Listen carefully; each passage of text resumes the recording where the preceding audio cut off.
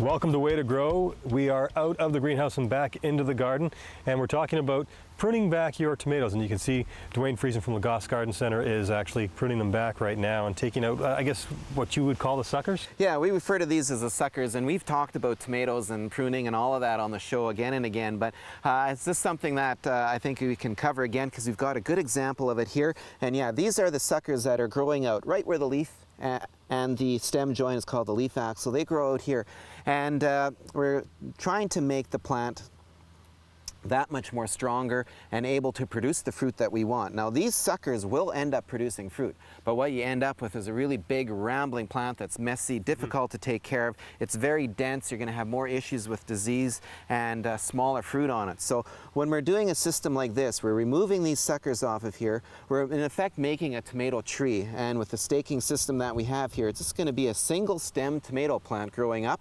And you keep removing all of these suckers, and you'll have to keep doing this throughout the season too. They'll just keep right on forming.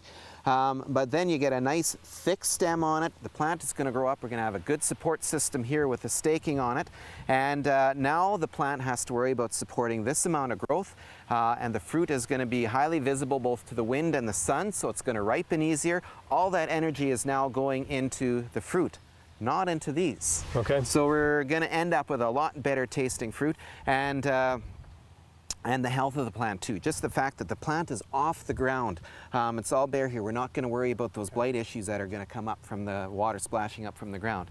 Now with the staking, I love staking plants or the tomatoes better than the cages. I think they provide better support. You can tie them up and you just keep going up on there, and I think that works better than the cages, so I'm a big proponent of using staking systems just like this.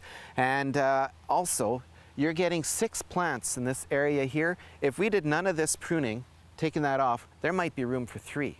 So now we have 6 plants growing vertically, so we're taking up less room, getting more fruit, getting better fruit off of it in this area here. So pruning these back does a number of things. One, a little more disease resistant, and will also produce more fruit and probably a better type of fruit. Better fruit on that. Okay. Now staking and trellis systems are an important part, especially when we're dealing with smaller gardens, and I'll show you some other trellis systems here using some peas. So here we are in the part of the garden where the peas are growing, and they're quite a simple stake. Yeah, it's quite a simple stake here, just using bamboo poles tied together with some twine. The peas are able to grow it up, and again, how I was talking with the tomatoes, getting things to grow up vertically. You're getting the plant off the ground, so you're getting that air movement again. Very important with peas, especially when you're dealing with wetter conditions. They can rot off very quickly. So keeping them drier down at the bottom and growing up vertically, taking up less room, and again, that becomes important in our smaller gardens. And there's a couple of things that I think are worth pointing out here. When these peas are done, they'll be growing up here. She'll do her harvesting. When the peas are done, she's planted sweet peas in here, which is more ornamental. That will take over. So this trellis system will all be here for the sweet peas to take over once the peas are done later on in the summer. So there's going to be some decorative value as well with the sweet peas that are growing. And if you're observant, if viewers are watching, they're probably going to see on the back row there are impatiens growing. And if you know your plants, impatiens are shade plants. What is she planting impatiens in full sun for? Well, this grows so full that they're in shade. And it's just, again, incorporating that garden into your vegetable garden. I kind of like that whole approach that happens over here.